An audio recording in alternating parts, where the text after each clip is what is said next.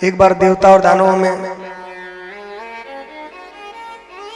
युद्ध हुआ था। देवता कमजोर पड़ गए थे, भगवान की शरण में गए। तब भगवान ने युक्ति बताई कि देखो, जब शत्रु बलवान हो तो थोड़ा उससे मित्रता कर लेनी चाहिए और मिलजुल कर कोई बड़ा काम करना चाहिए। तो क्या काम करें? कहा समुद्र के अंदर अमृत है, तो उस अमृत का मंथन किया जाए। समुद्र का मंथन किया जाए। समुद्र का मंथन करेंगे तब अमृत की प्राप्ति होगी और उस अमृत को पीकर अजर अमर हो जाओगे सब। तो देव दानवों में समझौता हो गया कि समुद्र मंथन करेंगे। अब वासुकी नाग को मथानी बनाया गया। मंदराचल, हाँ, वासुकी नाग की रस्सी बनाई गई, मंदराचल को वहां बीच में रखा मथानी बनाकर। और दोनों तरफ देवता और दानव लग गए। मुख की तरफ दैत्य लोग लग गए, पूंछ देवताओं ने पकड़ ली। अब समुद्र मंथन होने लगा। समुद्र मंथन होते होते सबसे पहले तो वो समुद्र, वो जो पर्वत था वो नीचे धंसने लगा। तो भगवान ने उसको स्थिर करने के लिए कछुए का अवतार धारण किया और उसके नीचे आ गया और उस पर्वत को स्थिर कर दिया। तो वो भगवान ने कच्छप अवतार धारण किया था। जैसे भगवान वहां प्रकट हुए, सब लोगों ने भगवान की जय जयकार करी, बोलो कच्छप भगवान की जय हो। और उस पर्वत को ऊपर से भगवान ने स्थिर किया और अजित अवतार धारण किया था भगवान ने उस कल्प में। तो भगवान देवताओं की सहायता भी कर रहे थे, क्योंकि भगवान हर मनवंतर में अवतार धारण करते हैं। ये जो समुद्र मंथन हुआ था ये पिछले मनवंतर में हुआ था। ये जो 7वां चल रहा है वैवस्वत मनवंतर, इसके पहले जो 6ठा मनवंतर था चाक्षुष, उसकी ये घटना है। वो गजेंद्र मोक्ष जो हुआ था वो 4थे मनवंतर की बात है। तामस मनवंतर चल रहा था। तो ये सब मनवंतरों की कथा सुखदेव जी सुना रहे हैं परीक्षित जी को। तो उसी के अंतर्गत समुद्र मंथन की कथा था। और 7वां मनवंतर ये अभी चल रहा है। इसमें हमारे श्री कृष्णचंद्र प्रकट होंगे, रामचंद्र प्रकट होंगे, भगवान वामन रूप से प्रकट होंगे, ये सब कथाएं आएंगी। तो पिछले मनवंतर में जब समुद्र मंथन हुआ तो उस तरफ बलि राजा और उनकी सेना लगी थी खींचने। तो पहले भगवान ने समझा दिया था कि यदि वो मुख पकड़ना है तो मुख पकड़ने दो। वो क्या, हम देखते लोग, हम पूछ थोड़ी पकड़ेंगे, हम बड़े हैं, हम मुंह पकड़ेंगे। तुम पूछ पकड़ो, तुम छोटे हो। ये देव और दैत्य ये भाई भाई है। कश्यप ऋषि की संतान है दोनों। माता अलग अलग है, पिता एक है। तो कश्यप ऋषि की अनेक पत्नियां थी। उनमें से जो दीति थी, उनके जो पुत्र थे वो सब दैत्य कहलाए। और जो अदिति थी, उनके जो पुत्र थे वो सब आदित्य कहलाए, अर्थात देवता कहलाए। और जो दनु नाम की पत्नी थी, उनसे सब दानव हुए। और भी उनकी कई पत्नियां थी, उनसे पशु पक्षी सर्प आदि सब उन्हीं से हुए। सुरभि नाम की जो पत्नी थी, उससे सब गोवंश चला है। उसी से कामधेनु, जितने भी संसार में सब कश्यप ऋषि से हुए। जितने भी पशु पक्षी सब अलग अलग पत्नियों से, क्योंकि उनको संसार की वृद्धि करनी थी। तो भगवान ने ऐसे ही वरदान दिया था उनको। संकल्प करते जाते थे और संतान होती जाती थी। तो ये दैत्य जो हैं वो रिश्ते में तो देवताओं के भाई लगते हैं, मगर दोनों में जमीन आसमान का अंतर है। देवता लोग धर्म को प्रधानता देते हैं और दैत्य लोग बल को। जिसकी लाठी उसकी भैंस। ये बड़े अपने आप को, और ये बलवान भी थे, संख्या में भी ज्यादा, बड़े भी और बलवान भी। तो जब इनके पास मौका आता तो ये दैत्यों को दबा देते थे। मगर भगवान देवताओं की सहायता करते थे। क्यों? क्योंकि देवता धर्म के मार्ग पर चलते थे, और जो धर्म के मार्ग पर चलता है भगवान उसी की सहायता करता है। यतो धर्मस् ततो कृष्ण, यत्र कृष्णस् ततो जयः। जहाँ धर्म होता है वही कृष्ण है, और जहाँ कृष्ण है वही विजय होती है। तो भगवान इसलिए देवताओं का पक्ष लेते थे क्योंकि वे धर्म के मार्ग पर चलते थे। और यदि देवता भी यदि को भी धर्म मार्ग का उल्लंघन करते थे तो भगवान उनको भी दंडित करते हैं। भगवान राम ने जयंत के पीछे बाण फेंक छोड़ा कि नहीं? अधर्म के मार्ग पर चला, दूसरे की पत्नी पर छेड़खानी कर रहा था, इसलिए तुरंत बाण मारा तो भागा। तो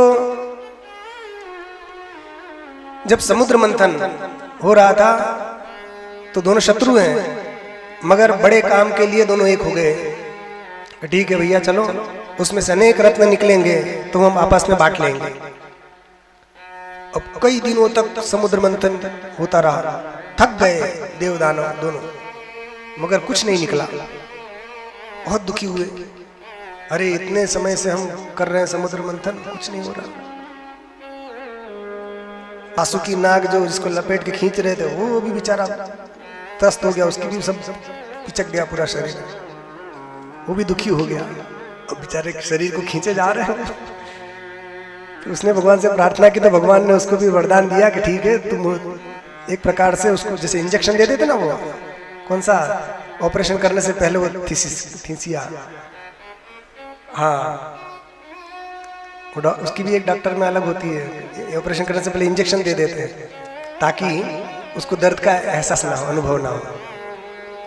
ऐसे उसको भी एक प्रकार से मान लो इंजेक्शन दे दिया था ताकि वो गहरी नींद में चले गए, वरना इतने दिन तक बेचारे को खींचतान करे, हड्डी पसली नहीं।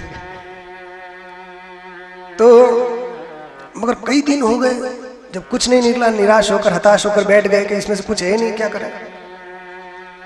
और समुद्र मंथन ऐसे सीधे नहीं करने गए थे, सब प्रकार की औषधियां, वनस्पतियां और कई कई चीजें उस समुद्र में उन्होंने डाली पहले। और फिर गणेश जी का भी स्मरण किया था। पहले गणेश जी का स्मरण नहीं किया तो बार बार विघ्न आ रहा था, गणेश जी का स्मरण किया तब उनका काम ठीक से शुरू हुआ। तो बहुत दिन हो गए, निराश हो गए, फिर भगवान ने सबको प्रोत्साहित किया, अरे हताश होकर नहीं बैठना चाहिए, उत्साह से भरकर काम करो तभी सफलता मिलती है। आजकल परीक्षा चल रही है हमारे बच्चों की सबकी, तो कई बेचारे हताश हो जाते हैं, अच्छे नंबर नहीं आए या नहीं आएंगे तो इसी में अपना अच्छा परफॉर्मेंस नहीं कर पाते हैं। तो हताश नहीं होना चाहिए, उत्साहित होकर लगे रहो, काम करते रहो, सफलता मिलेगी। भगवान ने आकर सबको प्रोत्साहित किया, फिर से सब जोश में आ गए, फिर शुरू हो गए। फिर कई दिनों तक मंथन चलता रहा। तो सोच रहे थे कि इसमें से निकलेगा अमृत, मगर उसमें से सबसे पहले निकल गया विष, जहर निकला, हलाहल। जैसे भयंकर विष निकला, सबने पूछा ये क्या है, तो कहते जहर है। और लटक गया मुंह सबका कि देखो इससे अच्छा तक नहीं करते समुद्र मंथन। एक तो कई दिनों तक निकला नहीं, और निकला तो जहर निकला, और इतना भयंकर, वो सामान्य जहर नहीं था कोई, हलाहल विष सब जगह फैल गया। वो पूरे संसार को नष्ट कर देता, वो इतना भयंकर विष था वो। थोड़ी देर और रह जाता तो त्रिलोकी संकट में आ जाती। सब देवताओं दैत्य ने मिलकर कहा आप क्या करें, जहर निकला, क्या करें। ब्रह्मा जी के पास गए, प्रभु क्या करें, तो ये हमारा काम नहीं, जहर है। विष्णु भगवान के पास गए, विष्णु ने भैया जहर वाला हमारा काम नहीं, फिर क्या करें। कि जाओ भैया किनके पास, भोले भंडारी के पास जाओ, शंकर जी के पास जाओ, वही ये जहर पी सकते हैं। संसार में और किसी को पी तो ले, मगर पचा कैसे पाएंगे। पी तो लेते हैं, कई लोग पचा नहीं पाते। कई लोग शराब पी लेते हैं, जितनी कैपेसिटी उससे ज्यादा पी लेते हैं, देखो नाली में पड़े मिलते हैं। और कुछ लोग पचा लेते हैं। तो विष पचाना ये किसी की ताकत है? एक बूंद भी गिर जाए, एक बूंद भी, तो आदमी सीधा राम नाम सकते। और वो त्रिलोकी में छाने लगा, सब लोग त्राही त्राही करने लगे, कहाँ जाए कहाँ जाए। तब सब लोग शंकर जी के पास गए, उनके पास जाकर उनसे प्रार्थना की, प्रभु रक्षा कीजिए संसार की, क्योंकि आप संहार के देवता हैं, मगर रक्षा वस्तुतः आप ही करते हैं। सब देवताओं ने भगवान की स्तुति की, शंकर जी की। शंकर जी मान गए।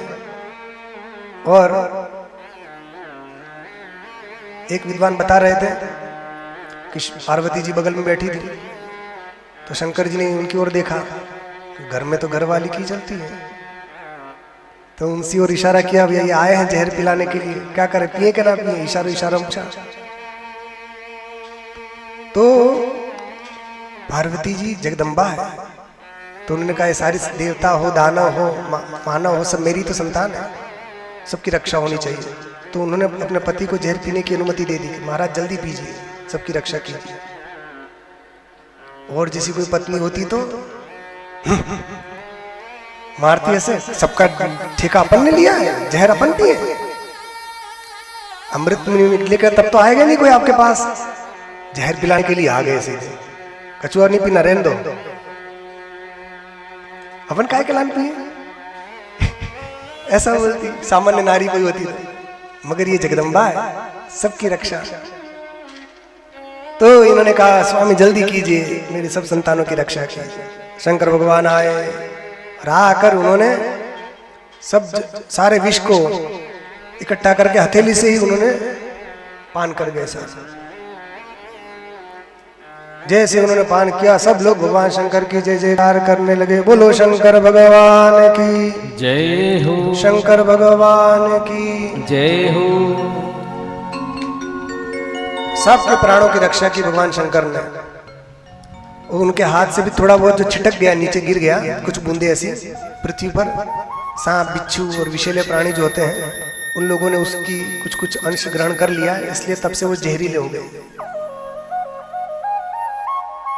और यहाँ मनुष्य में भी कोई ज्यादा जहरीला हो तो समझ लेना उसने भी उसकी थोड़ा, कई रहते हैं जहरीले, उनकी जबान में जहर लगा रहता है, बोलेंगे तो ऐसा बोलेंगे लगा। कुछ लोग ऐसे रहते हैं, बोलते तो ऐसा लगता है जैसे आप फूल बरस रहे हैं मुझसे, मधुर मधुर, और कुछ तो ऐसा बोलते हैं कड़वा कि सुनते ही लगे कब जाए।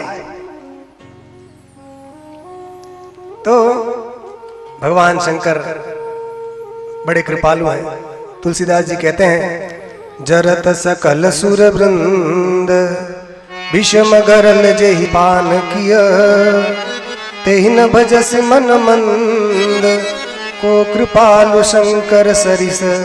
अरे मेरे मंद मन, हे मेरे मंद मन, तू भगवान शंकर की आराधना क्यों नहीं करता है? तो इन्हीं की आराधना कर, क्यों? इनके जैसा कृपालु कोई नहीं है। क्या कृपा की इन्होंने? जब सारा संसार जल रहा था, सारे देव वृंद जल नष्ट होने वाले थे, उस समय उन्होंने कृपा करके विष का पान कर लिया। ऐसे भोले भंडारी को छोड़कर हम किसकी शरण ग्रहण करें? इसलिए भगवान शंकर का निरंतर भजन करते रहना चाहिए। भगवान शंकर ने सब प्राणियों के हित के लिए विष पान किया, मगर वह विष भी, अब शंकर जी ने विष पिया, फिर सोचा उसको कहाँ रखें। हृदय में राम है, मुख में राम का नाम है, तो कहाँ रखें? न अंदर जाने दे सकते हैं, न बाहर रख सकते हैं। तो उन्होंने सोचा कि बीच में ही रख लो, न अंदर न बाहर। तो गले में ही, कंठ में ही भगवान शंकर ने उस विष को धारण कर लिया। तो उस विष के प्रभाव से शंकर जी का गला नीले वर्ण का हो गया। तो भगवान शंकर का एक नाम नीलकंठ पड़ गया। बोलो नीलकंठ भगवान की जय हो। भगवान शंकर बहुत गोरे गोरे हैं। कर्पूर गौरम करुणावतारम संसार सारम भुजगेंद्रहारम। कपूर जैसे गोरे गोरे हैं। कपूर होता ना सब, ऐसे शंकर जी बड़े गोरे गोरे हैं। अपने कन्हैया है श्यावल सावले, शंकर जी गौर गौर गोर वर्ण के। तो गोरे गोरे में धब्बा पड़ जाए, कोई गोरा गोरा व्यक्ति उसमें काला धब्बा पड़ जाए तो कितना खराब लगेगा। तो ये धब्बा पड़ गया यहाँ शंकर जी को, पूरा कंठ नीला वर्ण का हो गया, पूरे गोरे और यहाँ नीला नीला। मगर ये विकार आया क्योंकि विष तो अपना प्रभाव दिखाएगा, मगर ये विकार भी निंदनीय नहीं हुआ, प्रशंसनीय हो गया। विकारोपि श्लाघ्यो भुवन भय भंग व्यसनिनः। तो संसार के भय का नाश करना ही जिनका व्यसन है, ऐसे शंकर जी के लिए वो विकार भी उनका भूषण बन गया। तो जो परोपकार करते हैं, दूसरों के हित के लिए कार्य करते हैं, तो यदि कोई विकार भी हो तो उनके लिए वो आभूषण बन जाता है। ऐसे भगवान भोले भंडारी, उन्होंने विष का पान किया, सबको आनंद प्रदान किया। अब विष का प्रभाव जब समाप्त हो गया, अब क्या करें? तो फिर समुद्र मंथन करो। फिर लग गए देवदानों समुद्र मंथन करने, फिर एक से एक उसमें से रत्न निकलने लगे। सबसे पहले कामधेनु निकली, गौ माता, तो उनको ऋषियों ने रख लिया कि भाई हमें इससे देवताओं के लिए हमें काम आएगा, हमारे यज्ञ अनुष्ठान करने के लिए इनसे घी होगा, दूध होगा, तो उनको ऋषियों ने रख लिया। उसके बाद उच्चैश्रवा नाम का घोड़ा निकला, फिर उसके बाद ऐरावत नाम का हाथी निकला, 7 सूंड वाला, तो देवराज इंद्र ने उसको रख लिया। उसके बाद कल्प वृक्ष निकला, जिसके नीचे बैठकर जो इच्छा करो सब पूरी हो जाती है। फिर कौस्तुभ मणि निकला, उसको भगवान विष्णु को दे दिया, सबने कभी ये लीजिए। और ऐसे अनेक रत्न उसमें से निकलने लगे। उसी समय एक बड़ी सुंदर कन्या, एक युवती उसमें से प्रकट हो गई। पहले अप्सराएं भी बहुत सारी निकली, फिर बड़ी सुंदरी कन्या उसमें से निकली। उसको देख के सब मोहित हो गए, आह इतनी सुंदरी। तो अब क्या करें? तो सब लोग उससे विवाह करने के लिए लालायित हो गए। सब सोचने लगे कि इसका विवाह हमसे हो। तो कहा गया, ये देवी, ये सुंदरी, आपको जो पसंद आए आप उसी के गले में वरमाला डाल दीजिए। तो हाथ में वरमाला लेकर उन्हें कहा ठीक है, सब खड़े हो जाओ लाइन में, अपना बायोडेटा लेकर सब किसको सिलेक्ट करना है नहीं करना, सब के सब लाइन में खड़े हो गए जितने देवता थे।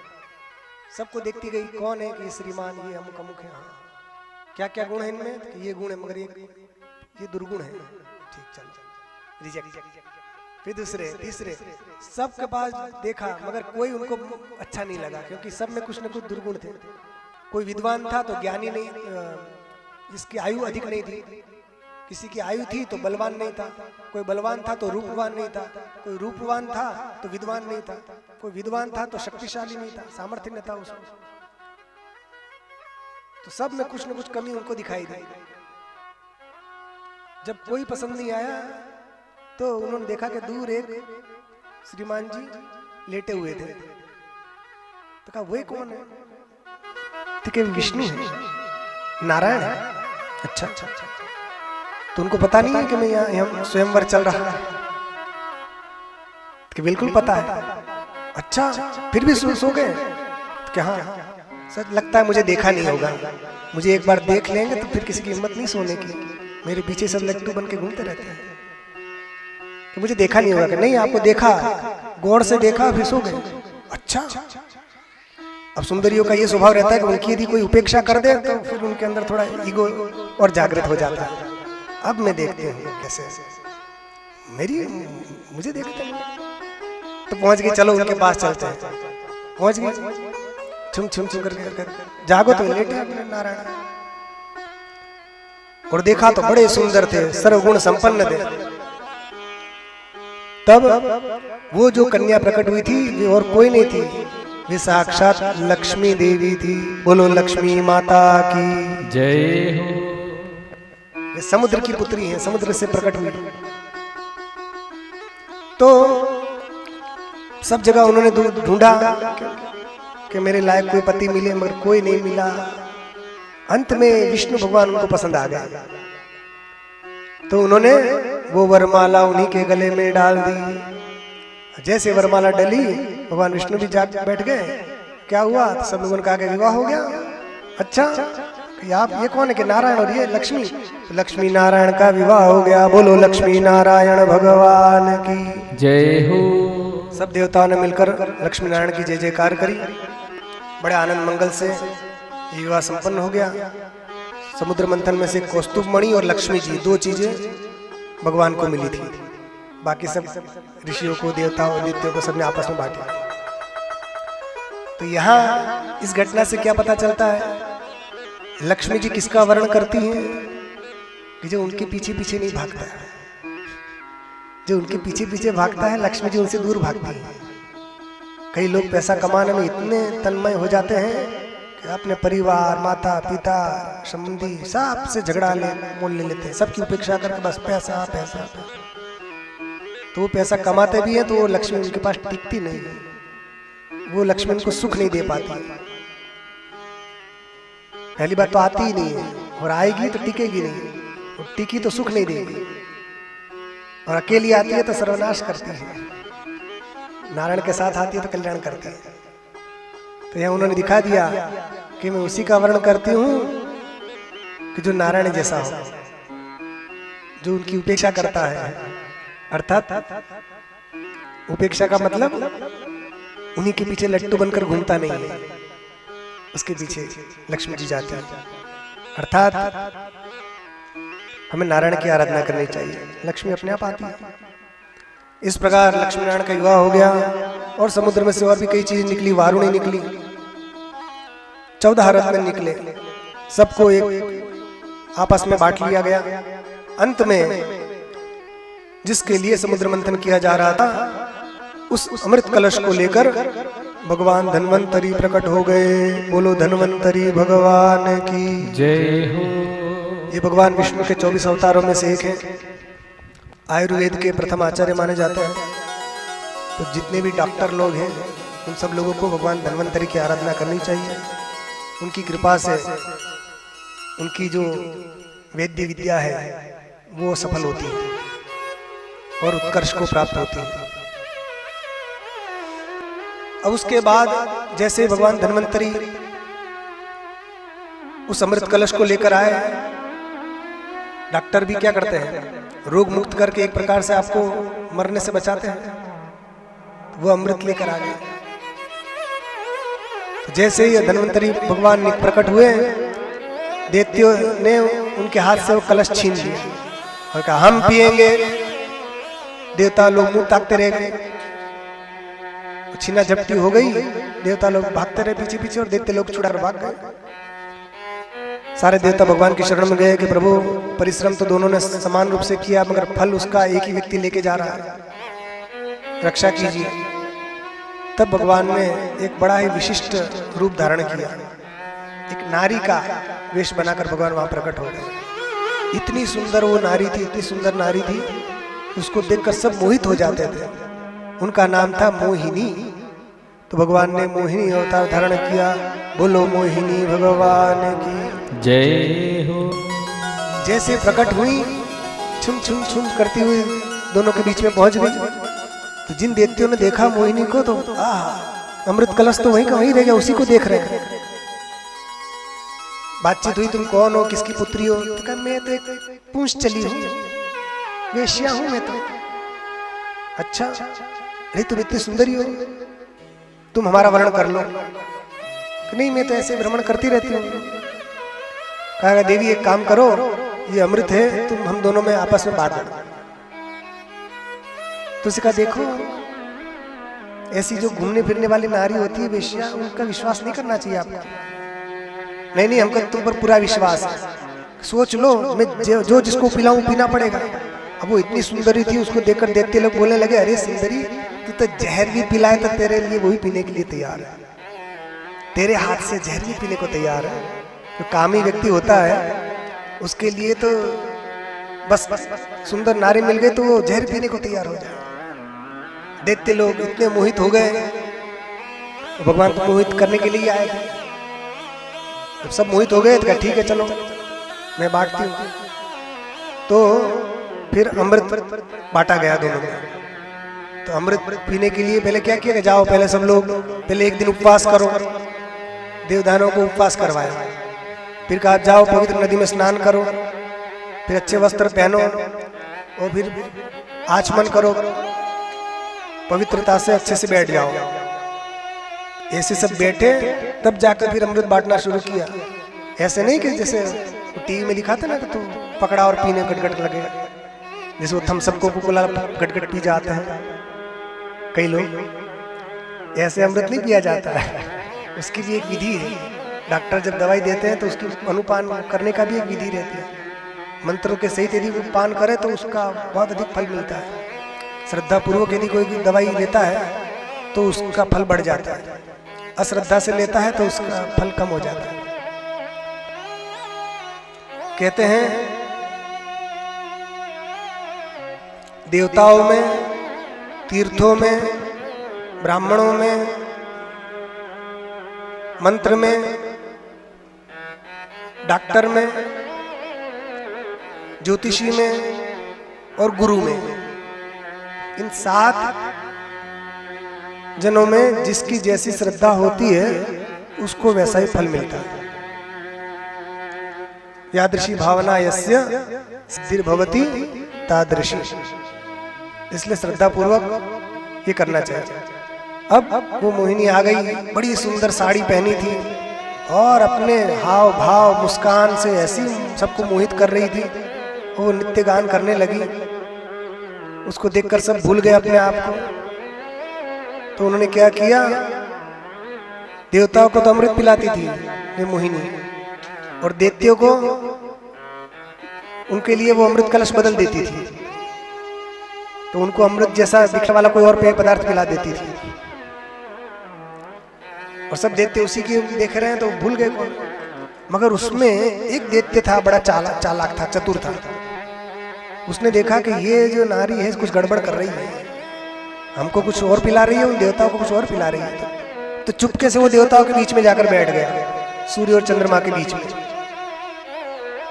और भगवान ने सबको पिलाते पिलाते गलती से उसको भी दे दिया अमृत। तो उसने भी जैसे अमृत पिया तो अगल बगल में सूर्य और चंद्र बैठे थे, उन्होंने कहा, भगवान से शिकायत कर दी, प्रभु ये देवता नहीं है, ये तो दैत्य है। कौन दैत्य? तो वो दैत्य कौन था? वो था राहु। उसने भी अमृत पी लिया। भगवान को पता चला, भगवान ने तुरंत सुदर्शन चक्र का स्मरण किया और वो राहु भागा तो उसका मस्तक धड़ से अलग कर दिया। जैसे उसका मस्तक कटा तो अमृत की कुछ बूंदे नीचे भी टपक गई, चली गई। इसके कारण मुख में भी अमृत था, अंदर भी थोड़ा चला गया, तो मस्तक कटने के बाद भी वो मरा नहीं, उसके दोनों भाग जीवित रहे। तो ऊपर का भाग था वो राहु कहलाया और नीचे का भाग था वो केतु कहलाया। फिर भगवान की शरण में आगे कई बात हुई, फिर उसको ग्रह का दर्जा दे दिया गया। ये सब बातें कथा है। अमृत का ऐसा प्रभाव है, गला कटने के बाद भी वो जीवित रहा, और तब से वो राहु सूर्य चंद्र का शत्रु बन गया। क्यों? इन दोनों ने मेरी शिकायत की है, इनको नहीं छोड़ूंगा मैं। इसलिए जब भी पर्व काल आता है तो राहु सूर्य और चंद्र को परेशान करने के लिए आ जाता है। उसी को हम ग्रहण काल कहते हैं। तो अमावस्या के दिन सूर्य ग्रहण होता है और पूर्णिमा की रात्रि में चंद्र ग्रहण होता है। तब से ये राहु सूर्य चंद्र को परेशान करता है।